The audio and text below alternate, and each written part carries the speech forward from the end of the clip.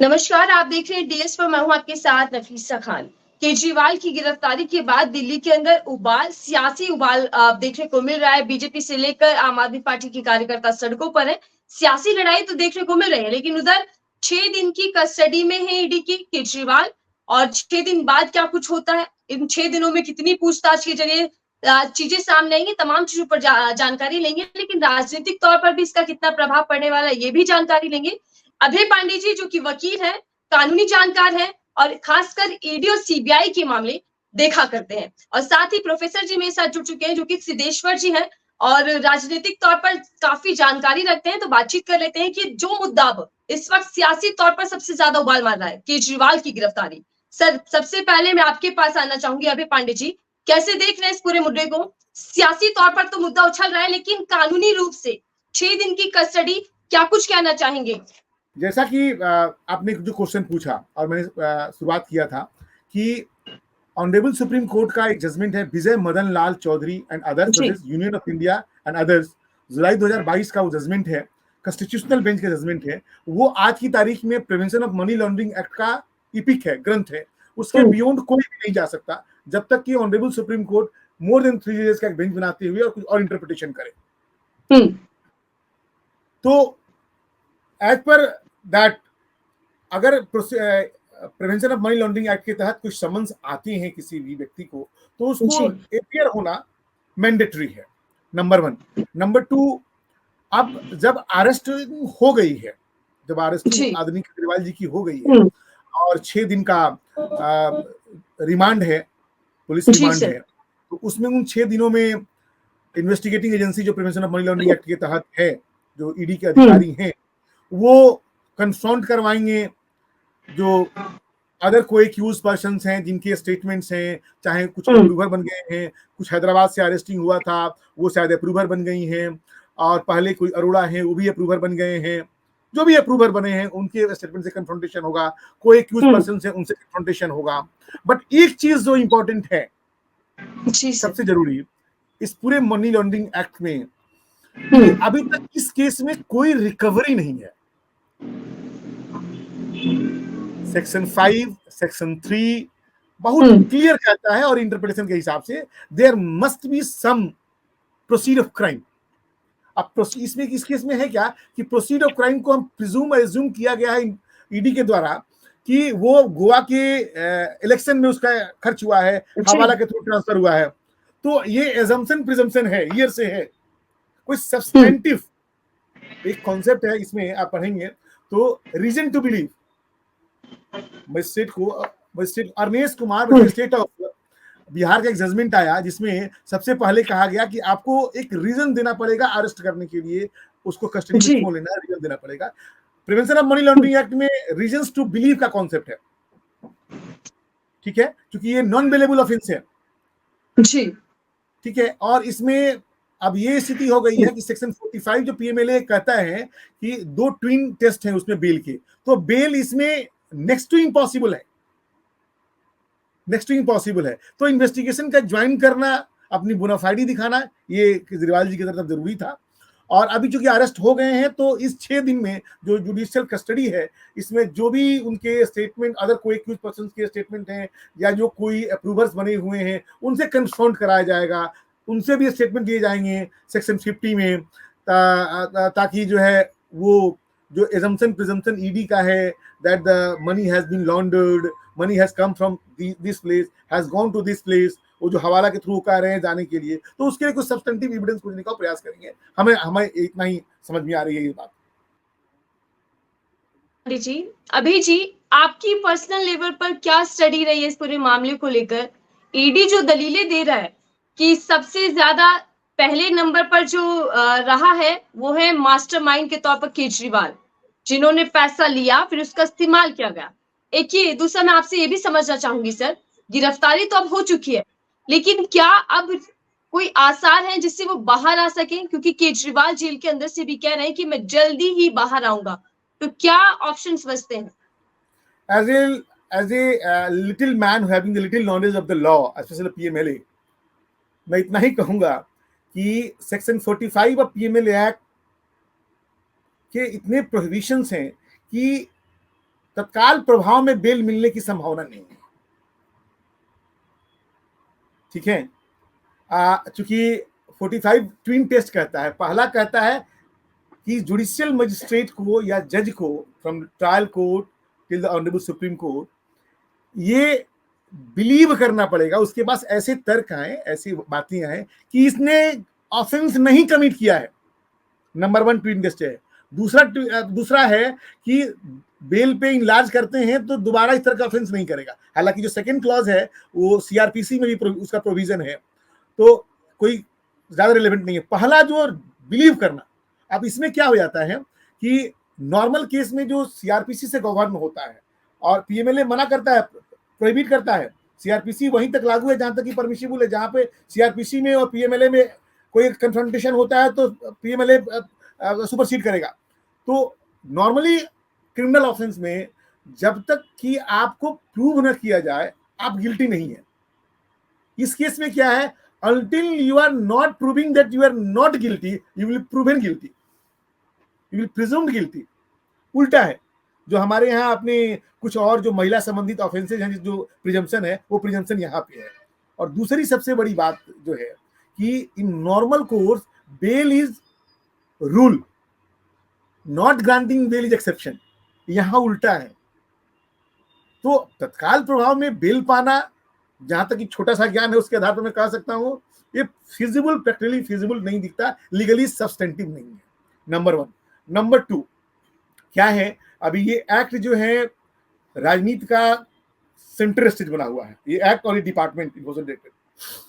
तो इसमें चैलेंजेस जो हैं उसको सब लोग चैलेंज करेंगे ऑनरेबल हाई कोर्ट में, ऑनरेबल सुप्रीम कोर्ट में, वन बाय वन। ये सिसोदिया जी के केस में आपने देखा, वहां पे भी इस जजमेंट जो मैंने कहा आपके विजय मदन लाल वाला, उसका रेफरेंस देकर उन्होंने कहा कि आप ट्रायल कोर्ट के पास जाइए, अगर 6 महीने के अंदर ट्रायल नहीं शुरू होता है और आपको ये लगता है कि because of prosecution trial has not been initiated, तब आप ट्रायल कोर्ट में जाइए और आपको बेल मिलेगा या फिर प्रक्रिया शुरू कीजिए।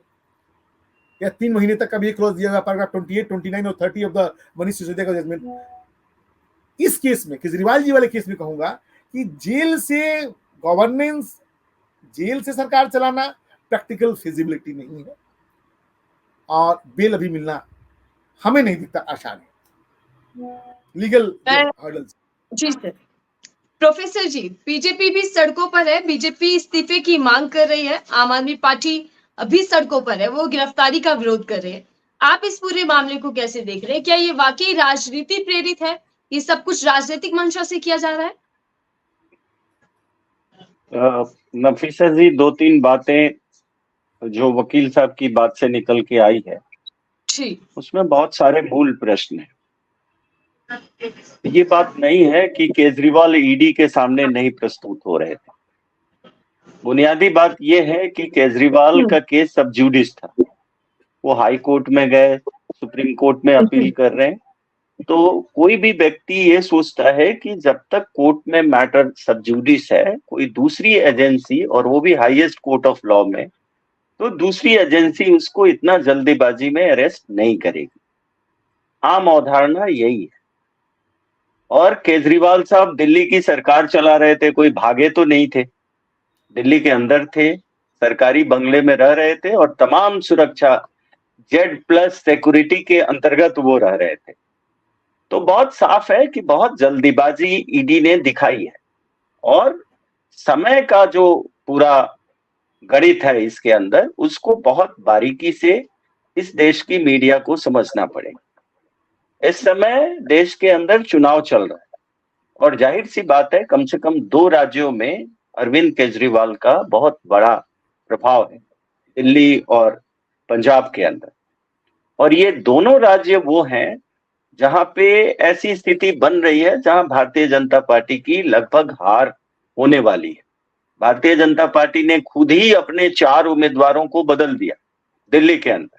मतलब साफ है कि उनके उम्मीदवार खुद ही उनके लिए नॉन परफॉर्मिंग एसेट बने हुए। तीसरी बात यह है कि बाकी देश में अलग अलग चुनाव के गणित हैं, कहीं पे जाति समीकरण है, कहीं दूसरे तरह के अलग अलग किस्म के समीकरण है। लेकिन जितना मेरा राजनीतिक विश्लेषक के नाते समझ है, दिल्ली में गरीबों का पूरी तरह से कंसोलिडेशन केजरीवाल के पक्ष में है और उन्होंने काम भी उसी तरीके के किए।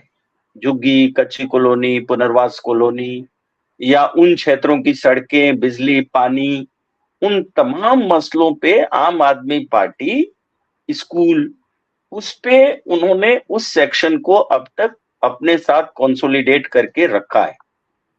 तो अगर भारतीय जनता पार्टी से हल्की भी चूक होती है और उनके उम्मीदवार कमजोर पड़ते हैं तो बहुत साफ है कि दिल्ली के अंदर दूसरा पक्ष यानी आम आदमी पार्टी और कांग्रेस का जो दूसरा गठबंधन है उसके जीतने की संभावना बहुत ज्यादा बढ़ जाती है। और ये कौन सी जगह है उसका भी आपको ध्यान रखना पड़ेगा। ये देश की राजधानी का शहर है। निश्चित तौर पे भारतीय जनता पार्टी को दिल्ली में एक बड़ी हार का सामना करना पड़े, ये उनके लिए चुनौतीपूर्ण है। तो यही बात है जिसके चलते जल्दीबाजी में ईडी के ऊपर प्रेशर होगा और ईडी ने बहुत जल्दीबाजी में ये अरेस्टिंग करी है। आमतौर पे कोर्ट के जजमेंट का ईडी को इंतजार करना चाहिए। तीसरी बात मैं वकील साहब के ही गणित से साफ तौर पे निकालना चाहता हूं। इस केस में किसी का अरेस्ट हो जाना तो बहुत आसान है, लेकिन इस केस में बेल मिलना और बाहर आना उतना ही कठिन है, क्योंकि बेल मिलने का मतलब ही है आप बहुत हद तक निर्दोष हैं। इस केस में बेल मिलने का मतलब ही है कि जो बिलीव टू बी है, यानी जज को बिलीव करना पड़ेगा कि इस केस में कोई दम नहीं है और गलत तरीके से इनको अरेस्ट किया गया है, इनको बेल देनी चाहिए और फिर एक एकेडमिक इंटरेस्ट का वो केस बच जाता है। तो ये तीसरा पक्ष है जिसके चलते कोई भी व्यक्ति ईडी के समक्ष और ईडी के साथ अरेस्ट नहीं होना चाहता है। तो केजरीवाल जाहिर सी बात है अवॉइड करने की, ईडी को अवॉइड करने की कोशिश कर रहे होंगे। ये बात भी बहुत दमदार बात है क्योंकि इसमें केस का नेचर ही ऐसा है। चौथा बात जो मेरी तरफ से आनी है, जो इक्वली इंपॉर्टेंट है, कि इतने हाई स्टेचर के इंडिविजुअल को बिना कोई कॉन्क्रीट मनी रिसीव करने का कॉन्क्रीट एविडेंस के, मुझे कानून की भाषा में इसके लिए शब्द होगा reason to link. Reason to link में क्या एक भी पैसा बरामद हुआ है या महज शक के आधार पे सारी घटनाक्रम को चलाया जा रहा है? तो क्या ऐसा व्यक्ति जो चुनाव के अंदर इतनी महत्वपूर्ण भूमिका है जिसकी जनतंत्र के अंदर, उसको महज शक के आधार पे चुनाव के 2 महीने पहले गिरफ्तार किया जा सकता है? ये सवाल है। और इन सवालों के इर्द गिर्द तब एक बड़ा सवाल फिर खड़ा हो जाता है कि क्या इस तरह से होगा तो हमारे देश का लोकतंत्र बचेगा या नहीं बचेगा? अगर चुनाव के पहले इस तरह की घटनाएं होनी शुरू हो जाए कि आप चुनाव में क्या होगा वो दिगर बात है, लेकिन चुनाव से पहले ही पूरे विपक्ष को अरेस्ट कर लिया जाए तो चुनाव होगा कैसे? किसी की उसकी पूरी फाइनेंशियल पावर को सीज कर लिया जाए तो चुनाव होगा कैसे? उत्तर प्रदेश के चुनाव के पहले आप जानते हैं कि बाकी सभी राजनीतिक पार्टियों का चुनाव में खर्चा तो है, ये किसी से छुपी हुई बात नहीं है। उत्तर प्रदेश के चुनाव के पहले ही आपने मॉनेटरी जो रेस्ट्रिक्शंस लगाए और नोट बदली का जो पूरा कानून लाया, बदला, उससे किन राजनीतिक दलों के ऊपर किस तरह का असर पड़ा, वो सवाल भी है राजनीतिक विश्लेषकों के सामने। तो बहुत साफ है कि 2 तरह की चीजें हैं। एक, ईडी जो सरकारी स्वायत्त संस्था है, और दूसरा जो इस देश का लोकतंत्र है। सवाल यह है कि क्या ईडी स्वतंत्र रूप से एक राजनीतिक एक सरकारी संस्था के रूप में काम कर पा रही है कि नहीं कर पा रही? और सवाल यह है कि क्या हम लोकतंत्र की मान्यताओं के साथ कोई समझौता तो नहीं कर रहे हैं? और लोकतंत्र हमारे देश में बचने वाला है कि नहीं बचने वाला है, ये सवाल अभी आम जनता के मन में है। और देखिए, मैं समझता हूं, बाकी लोगों का भिन्न राय होगा, मेरी अपनी समझ है कि इस देश का लोकतंत्र पिछले 70-75 सालों में बहुत मैच्योर हुआ है और हमारे देश का लोकतंत्र आम लोगों तक और जमीन तक पहुंचा है। ऐसा नहीं है आज की तारीख में कि हमारे देश का वोटर को पता नहीं है कि क्या चल रहा है। वो समझता है बात जो है, और वो समझ के आधार पे ही फैसला देगा, ऐसा मुझे लगता है। मैं बैलेंस बनाने की कोशिश कर रहा हूँ। लास्ट बात है मेरी, सही है, मैं बैलेंस बनाने की। प्रोफेसर साहब की बात बिल्कुल सही है, लेकिन क्या मैं अपनी बात को खत्म कर सकता हूँ? एक लास्ट पॉइंट बोल रहा हूँ। जी सर। Go ahead sir. जी प्रोफेसर। क्या मैं अपनी बात खत्म करूं? जी सर। हाँ, शुड आई स्पीक थोड़ा और? जी सर, बोलिए आप। देखिए, मेरी आखिरी बात ये, बात कंप्लीट कीजिए। मेरी आखिरी बात यही है इस पूरे संदर्भ में कि सभी राजनीतिक दलों को इस देश में चुनाव से संबंधित आचार संहिता बनानी चाहिए कि किस समय किस तरह की काम किए जा सकते हैं। डूज एंड डोंट्स होना चाहिए। राजनीति में डूज एंड डोंट्स की टाइमिंग निर्धारित होनी चाहिए, तभी आप और हम सब लोग मिलके इस देश में एक बेहतर लोकतंत्र की व्यवस्था कर सकते हैं, जिसमें इतना वैमनस्य ना हो। राजनीतिक वैमनस्य हमेशा लोकतंत्र को कमजोर करता है और करता रहेगा। दूसरा बात इसमें यह भी जोड़ने लायक है कि इस देश में जो इलेक्टोरल बॉन्ड्स का हुआ है, उससे शर्मनाक स्थिति कुछ हो नहीं सकती। मैं अभी इलेक्टोरल बॉन्ड्स को ही पढ़ रहा था और उसका राजनीतिक असर के बारे में समझने सोचने की कोशिश कर रहा था। डेट और इवेंट्स को लिंक करने के बाद, मतलब जो लोग लोकतंत्र के समर्थक हैं, उनके लिए तो बहुत ही शर्मनाक स्थिति पैदा हो रही है कि आज रेड पड़ रहा है और कल पैसा जमा हो रहा है, या कल रेड पड़ने वाला है, आज पैसा जमा हो रहा है। मतलब मैं तो राजनीतिक विश्लेषक हूं और प्रोफेसर हूं, मैं तो समझ ही सकता हूं, लेकिन इस देश का आम नागरिक भी इसको समझ सकता है। सर, मैं आऊंगी इस पर आपसे जानकारी के लिए। प्रोफेसर साहब, मेरा जो रोल था ना, वो लिमिटेड था qua the legality of the arrest और and probability of the bail, तो मैं उसी पर रहा। मैं प्रोफेसर साहब की बात से बिल्कुल सहमत हूं कि टाइमिंग ऑफ अरेस्ट ठीक है, और the stretcher and status of the person who is being arrested, ठीक है। ऐसा नहीं था कि ये शख्स जो है केजरीवाल जी हैं, वो कल की तारीख में स्टेट से बाहर चले जाएंगे, दिल्ली से बाहर चले जाएंगे, देश से बाहर चले जाएंगे। He was chief minister of this state of national territory of the Delhi, ठीक है। तो ये तो क्वेश्चन मार्क है।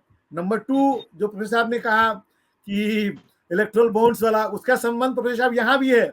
यहाँ भी देखेंगे तो एक जो आम आदमी पार्टी ने भी आरोप लगाया, अभी जी आम आदमी पार्टी ने भी आरोप लगाया कि चुनावी चंदे जो सरकारी गवाह है उसने बॉन्ड दिए हैं बीजेपी को। इस तरीके की टिप्पणी भी की जा रही है। नहीं, वो फैक्चुअली करेक्ट है। इलेक्ट्रल बॉन्ड्स को देखेंगे तो जो पर्सन जिसको अरेस्ट किया गया है, नाम आप देखिएगा, नाम बोलना मेरा फर्ज नहीं है, तो वो बाद में अप्रूवर बनता है। तो पहले 5 करोड़ के आसपास, फिर 20 या 25 करोड़ के आसपास उसका डोनेशन उसके फर्म से, एशियन फर्म जो भी नाम है उसका, वो आ रहा है, फर्म से आ रहा है।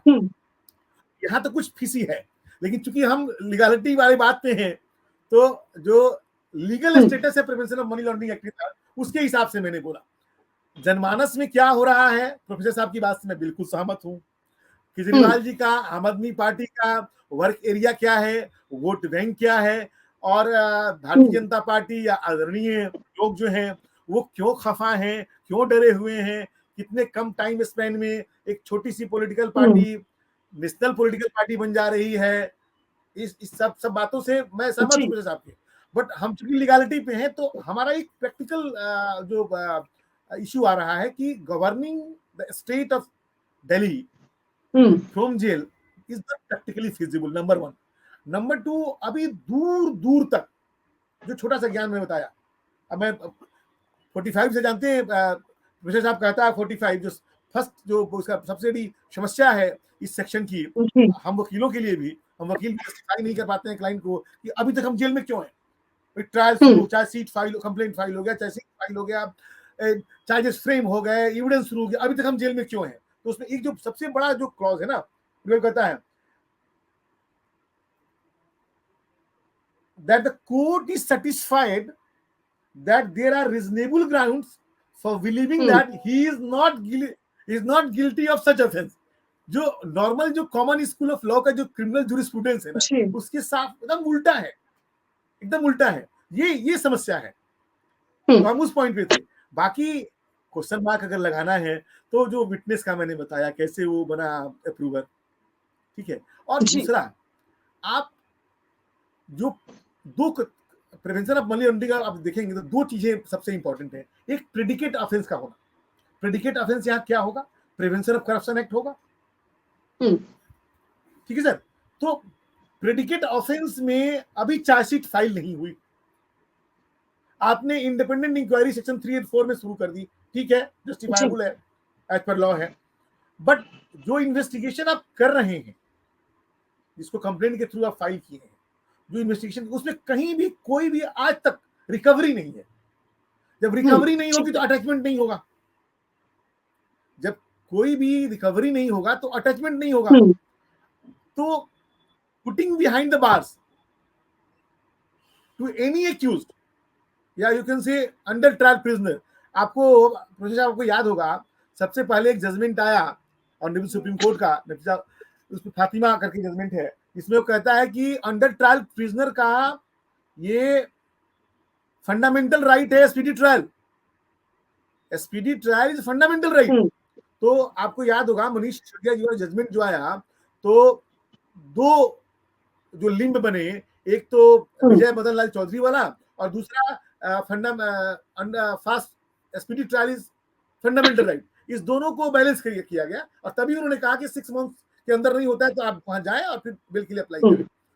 तो ये समस्या है और इसको हमें लगता है कि जब तक कि अपोजिशन स्ट्रांग नहीं होगा, क्योंकि कुछ चीजें जो है पार्लियामेंट की परिधि में है। अब ऑनरेबल सुप्रीम कोर्ट के पास ये मैटर पहुंचते सबका कुछ समय लग जाएगा, क्योंकि पहले आप ट्रायल कोर्ट जाएंगे, ट्रायल कोर्ट से ऑनरेबल हाई कोर्ट जाएंगे, honourable high court supreme court जाएंगे, पहली बात। दूसरी बात हमने कहा ना कि टाइमिंग, अब arrest and person to be arrested जब matter already honourable high court में चल रहा था, पहली बात। दूसरी बात 174 के जो 2 कंप्लेंट डीडी ने फाइल किए थे अगेंस्ट केजरीवाल जी, उस दोनों में उनको बेल भी कोर्ट ने, कंसर्न मजिस्ट्रेट ने बेल दे दिया था 174 वाले कंप्लेंट पे। तो ऐसी कोई जल्दबाजी नहीं थी, लेकिन ये है कि अब ईडी किस पॉलिटिकल पार्टी से या किस इंस्टीट्यूशन से या किस व्यक्ति से या ग्रुप ऑफ व्यक्ति से गवर्न होता है, गाइड होता है, मैनिपुलेटेड होता है, हम एज ए लॉ स्टूडेंट कहने की स्थिति में नहीं है। बट इतना हमको भी पता है क्या है जो हम बोलना नहीं चाहते हैं। प्रोफेसर साहब की बात से हम सहमत हैं।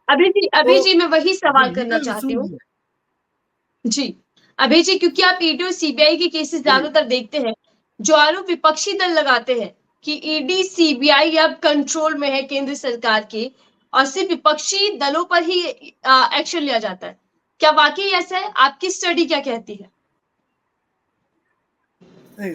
सच्चाई तो यही है, सच्चाई तो ये है कि जितने भी ये जो इंस्टीट्यूशंस हैं, उन्होंने एक मैकेनिज्म डेवलप किया है टू सप्रेस द अपोजिशन जी, इसमें कहीं कोई दुराई नहीं है, ये क्लियरली विजिबल है। और दूसरा एक और है, इनके पास एक और मैकेनिज्म है, वॉशिंग मशीन वाला। अगर छगन भुजबल के खिलाफ कार्रवाई चल रही है, कुछ है, अगर किसी और पार्टी में चले जाएंगे, उनको जिसके वॉशिंग मशीन है तो क्लीन होकर वापस चले जाएंगे। अजीत पवार जाएंगे, आएंगे, क्लीन होकर चले आएंगे। वो सब इश्यूज हैं, बट इस इशू को हम कोर्ट रूम में या कोई भी law officer, law student court में नहीं उठा सकता। जी इश्यूज को। कोर्ट में तो यही लीगल इशू उठेंगे कि भाई रिकवरी क्या है, लिंक क्या है, ऑफेंस जो इन्वेस्टिगेशन आपने आज तक किया, जैसे 6 दिन का इन्होंने पीसी लिया है, वो डायरी आएगा, कोर्ट में आएगा, इन्वेस्टिगेशन पे क्या डेवलपमेंट है, आप इसको कहां से किसको लिंक कर रहे हैं, किसके स्टेटमेंट पे। और दूसरी prevention of money laundering act की सबसे बड़ी समस्या क्या है कि सेक्शन 50 ऑफ द पीएमएलए है, जिसमें इसके तहत स्टेटमेंट दिया जाता है प्रोफेसर साहब, वो statement given in PMLA under section 50 में will be treated as, shall be treated as evidence that may go against you. ये पहले आपको याद होगा टाटा में था, मकोका में था, वो सब खत्म हो गया। एनडीपीएस में था सेक्शन 67 का बयान, वो सब खत्म हो गया। सुप्रीम कोर्ट ने कर दिया है कि पुलिस को दिया हुआ बयान ही ट्रीट किया जाएगा, मगर यहाँ पीएमएलए में नहीं है।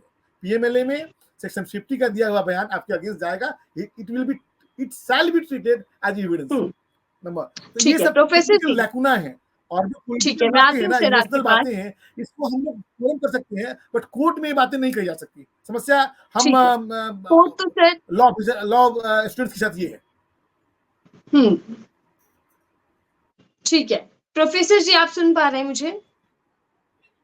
जी जी जी सर, मैं आपसे समझना चाहूंगी क्योंकि आपके पास एक बहुत बड़ा ज्ञान भी है, बारीकी से आप चीजों को देख पा रहे हैं राजनीतिक तौर पर। किस दौर में हम बढ़ रहे हैं आगे, कि कैसी राजनीति का दौर इस वक्त देखने को मिल रहा है, इलेक्टोरल बॉन्ड को लेकर आपकी क्या राय है, जनता तक वो चीजें पहुंच पाएंगी जो आप देख पा रहे हैं? और साथ ही जो केजरीवाल की पत्नी है सुनीता केजरीवाल, वो सामने आई है केजरीवाल का संदेश लेकर। केजरीवाल कह रहे हैं कि मैं देश का बेटा हूं, देश के लिए समर्पित हूं, काम करता रहूंगा। ये जो राजनीतिक बयान दिए जा रहे हैं, ये राजनीतिक तौर पर चुनाव नजदीक है, इनका कितना प्रभाव पड़ने वाला है? मैंने 2-3 पॉइंट्स एक साथ ले लिए हैं सर, क्या राय है? क्योंकि इलेक्टोरल बॉन्ड को बार बार विपक्षी दल उठा रहे हैं, कह रहे हैं कि बड़ा मुद्दा था जिसको दबाने के लिए केजरीवाल की गिरफ्तारी की गई है। देखिए नफीसा जी, मैं इलेक्टोरल बॉन्ड के सवाल को किसी के साथ जोड़ के देखने के पक्ष में नहीं हूँ। बुनियादी बात यह है कि इलेक्टोरल बॉन्ड एक तरह का हमारे देश की क्रॉनी कैपिटलिज्म की शुरुआत या उसकी चरम के रूप में हम उसको देख सकते हैं कि इस देश का पूंजीपति वर्ग किस तरह से हमारे देश की राजनीतिक व्यवस्था से मैक्सिमम फायदा उठाना चाहता है, और उस फायदे को उठाने के लिए वो किस हद तक जाने के लिए तैयार है। इसके लिए देखिए अमेरिका में भी एक व्यवस्था है चुनाव के अंदर फंड लेने की, और हर कैंडिडेट अपने लिए फंड जनरेट करता है अपने सपोर्टर्स से। यहाँ पर उस तरह की जनतांत्रिक व्यवस्था नहीं कायम हो पा रही है जिसमें लोग अपने आप इस देश की लोकतंत्र को बचाने के लिए अलग अलग राजनीतिक दलों को मदद करें, चंदा दें, चुनाव में उनके साथ प्रचार करें। यहाँ पे जो व्यवस्था विकसित हो रही है उसमें एक तरह का फोर्स, जिसको आप सोच सकते हैं कि some kind of pressure and extortion की जरूरत पड़ रही। पहले जब इस इलेक्टोरल बॉन्ड से पहले दबंगों का इस्तेमाल करके पैसा वसूली किया जाता था, अभी उससे थोड़ा अलग व्यवस्था है, लेकिन अभी भी लगता है कि अलग अलग एजेंसियों का इस्तेमाल करके राजनीतिक पार्टियां अपने फेवर के लिए चंदा इकट्ठा कर रही। तो ये दूसरी बड़ी घटना है और इस देश के लोकतंत्र के लिए बहुत ही दुखदाई क्षण है। अब किसी के पास 500 करोड़ हो और किसी के पास 50,000 रुपया हो, तो फिर कितना भी पॉपुलर कैंडिडेट 50,000 रुपया लेके लड़ रहा है, उसके लिए हमारे देश के लोकतंत्र में कोई जगह नहीं बचती। तो इतना ज्यादा पैसे का प्रयोग चुनाव में अपने आप में एक लोकतंत्र के लिए खतरनाक परिस्थिति है। और दूसरा, उसी लोकतंत्र को चलाने के लिए इतने ज्यादा पैसे का एकत्रीकरण, और ये वो जानकारी है जो एसबीआई ने दी है। इसके अतिरिक्त भी बहुत सारा हवाला, ब्लैक मनी अलग अलग किस्म की कैश मूवमेंट, वो सब हम लोग देखते रहते हैं। कई बार चुनाव के टाइम में हमने देखा कि ट्रकों में भरे हुए पैसे भी बरामद हुए हैं। और जी। मैं एक राजनीतिक दल का नहीं बोल रहा हूं, मुख्य जिम्मेवार इसके लिए भारतीय जनता पार्टी, चूंकि आज जी। शासन में है तो मुख्य रूप से जिम्मेवार भारतीय जनता पार्टी है, लेकिन बाकी राजनीतिक पार्टियों का भी इसमें संलिप्तता की गुंजाइश है और बनी रह रही। तो पूरी की पूरी चुनावी पद्धति में सुधार, और सुधार लोकतंत्र को बचाने के लिए, खर्चे में कमी और खर्चे के लिए इंतजामात, ये जी सर। तमाम सवाल अभी लोकतंत्र के सामने एक बड़े सवाल हैं, जिसपे हम ठीक है। सब लोगों को मिलके इस समस्या का समाधान करना पड़े। जी। दूसरी सर, बात अभी की राजनीति केजरीवाल साहब से संबंधित, अभी की राजनीति हाँ, आप कैसे देख पा रहे हैं? चुनाव नजदीक है, चुनाव सर पर है, लेकिन एक मुख्यमंत्री की गिरफ्तारी हो जाती है। मुझे लगता है बहुत, नफीसा जी, मुझे लगता है केजरीवाल की गिरफ्तारी से भारतीय जनता पार्टी को कम से कम दिल्ली और पंजाब में नुकसान होने वाला है। बहुत साफ रूप से एज अ राजनीतिक विश्लेषक मैं समझता हूं कि जो भी केजरीवाल के समर्थक लोग हैं, उनका कंसोलिडेशन होना शुरू हो गया। उनके द्वारा आयोजित प्रदर्शनों में बड़े बड़े भीड़ इकट्ठा हो रहे हैं, और उन्होंने यहां तक कि प्रधानमंत्री के घर के घेराव, भारतीय जनता पार्टी की कार्यालय का घेराव, और इस तरह से इलाकों में भी उनके द्वारा बड़ी लामबंदी की शुरुआत हुई है। अगर वो लगातार संघर्ष में रहते हैं और इस मुद्दे को जिंदा रख पाते हैं, तो जाहिर सी बात है दिल्ली में तो बहुत साफ रूप से उनको फायदा होना है, और पंजाब के चुनाव में भी उनको फायदा होने जा रहा है। और जिस तरह से इंडिया गठबंधन इस सवाल को उठाने की कोशिश कर रहा है, उससे देश के आम वोटर्स के अंदर एक परसेप्शन बनते जा रहा है कि क्या हमारे देश के लोकतंत्र को ही तो खतरा नहीं पैदा हो गया है। और अगर वोटर, क्योंकि वोटर की ताकत लोकतंत्र ही है, ये बात को भारत का वोटर समझता है कि लोकतंत्र ही उसकी ताकत है, और अगर लोकतंत्र पे खतरा उपस्थित हो रहा है, तो हमारे देश का वोटर फिर किस पक्ष में मतदान करेगा, ये सवाल बहुत अहम हो जाता है। तीसरा बात जो मेरी समझ में अभी आ रही है, आज से 6 महीना पहले तक स्थिति ये थी कि एक बड़ा चंक समझने लगा था कि भारतीय जनता पार्टी वापस सत्ता में आ रही है, और उसके बाद भारतीय जनता पार्टी ने 400 प्लस के नारे देने शुरू किए, बड़े बड़े नारे उन्होंने देने शुरू किए। लेकिन खास तौर पे जो बिहार के अंदर अभी हुआ है, जिस तरह की मजबूत गठबंधन दोनों आमने सामने है, फिर उत्तर प्रदेश में भी जिस तरह का एक मजबूत विकल्प आमने सामने है, और ये बात ध्यान रखिएगा कि इन दोनों राज्यों में भारतीय जनता पार्टी के पास मैक्सिमम सीटें पहले से हैं। 39 सीट है भारतीय जनता पार्टी के पास बिहार में। हाँ, फैक्ट्स में एक 39 सीटें हैं जदयू और भारतीय जनता पार्टी के पास। तो 40 में 39 है क्या, ये आज की तारीख में कोई भी इस बात को समझ सकता है, मान सकता है कि इतनी सीटें उनके पास आएंगी दोबारा? नहीं आएंगी, कम हो रही।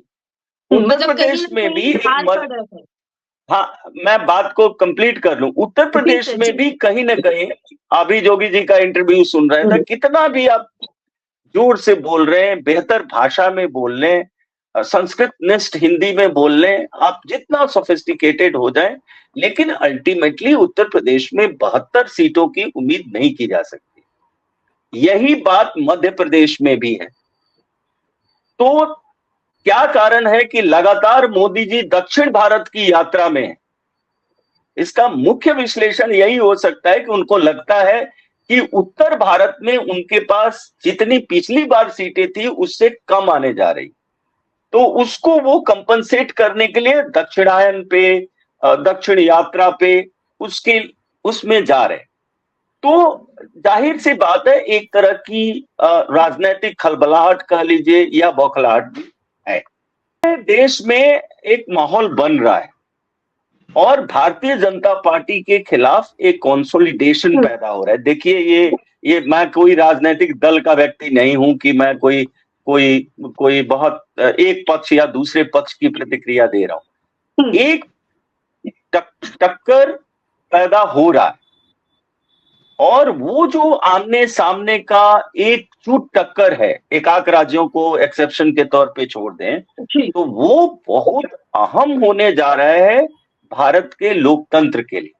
और ऐसी स्थिति में अभी ऑपोजिशन अंतिम बात क्या कर रहा है कि हमें इमरजेंसी जैसी सिचुएशन पैदा की जा रही है हमारे लिए, और जिस तरह से इमरजेंसी के खिलाफ तमाम लोग इकट्ठा होकर लड़े थे, उसी तरह की जयप्रकाश नारायण के नेतृत्व में उसी तरह की लड़ाई भारतीय जनता पार्टी के खिलाफ जरूरी है। ये बात अपोजिशन लोगों तक पहुंचाने की कोशिश कर रहा है। ये 2 महीना बहुत इंपॉर्टेंट है कि अपोजिशन किस हद तक जनता के पास पहुंच पाता है और फिर उनसे वोट भी कितना डलवा पाता है। ठीक है, ठीक है। अभी आखिरी सवाल आपसे ले रहे हैं, जो बहुत जरूरी है। अभी भी बीजेपी इस्तीफे की मांग कर रही है। नफीसा जी, अभी आज की परिस्थिति में जो सबसे बड़ी समस्या होने वाली है, जैसे कि आपने नेशनल हेराल्ड वाले केस में देखा, कांग्रेस का अकाउंट फ्रीज कर देंगे, तो हम इस संभावना को नकार नहीं सकते कि कल की तारीख में आम आदमी पार्टी का जो बैंक अकाउंट है वो सीज ना हो जाए, नंबर 1। नंबर 2, किन्हीं न किन्हीं कारणों से when mister Kejriwal will take the decision कि मैं लिए हैं कि जेल से ही गवर्नेंस करूंगा, तो कहीं ना कहीं एलजी का रोल होगा, आदरणीय एलजी साहब का रोल होगा और सेंटर का इंटरफेरेंस होगा। इन 2 बातों को हम नजरअंदाज नहीं कर सकते। तीसरी बात, अगर जो कल की तारीख में बैंक अकाउंट आम आदमी पार्टी का सीज होता है तो इलेक्शन लड़ना बहुत कठिन काम हो जाएगा। तो वैसे उस तरह का जनमानस में एक बात उठेगी, तभी केजरीवाल जी को बहुत ज्यादा फायदा होगा। ठीक है सर, बहुत समय बहुत ज्यादा हो चुका है, वीडियो काफी लंबी हो गई है, इसलिए बात को यहीं पर समाप्त करना पड़ेगा। मैं अभी जी आपसे सवाल ले रही हूँ आखिरी। 6 दिन की ईडी कस्टडी में केजरीवाल हैं, बीजेपी इस्तीफे की मांग कर रहे, कानून क्या कहता है? क्या इस्तीफा देना पड़ेगा या फिर पद पर रहते हुए वो जेल के अंदर रह सकते हैं? नहीं, कानून में ऐसा कोई दोनों से ही मैं प्रोविजन टिप्पणी नहीं है चाहूंगी, कि कहां दोनों से ही, क्योंकि काफी जानकारी रखते हैं, मैं दोनों से ही राय चाहूंगी। लेकिन प्रैक्टिकल कानून में ऐसा कोई प्रोविजन नहीं है कि he can not do the governance from there, पहली बात। दूसरी बात अभी वो ऑफेंडर नहीं है, अभी उनको कन्विक्शन नहीं मिला है। कन्विक्शन वाला जो कॉन्सेप्ट आया उसके हिसाब से उनको कोई प्रोविजन नहीं है, बट प्रैक्टिकल फिजिबिलिटी नहीं है। जेल मैनुअल कहता है कि कितने लोगों को मिलना है, कब मिलना है, किस हिसाब से मिलना है, तो उसमें अधिकारियों का जाना, मंत्रिपरिषद का जाना, क्योंकि मुख्यमंत्री एक अकेले नहीं है, मुख्यमंत्री is head of the council of ministers of the state.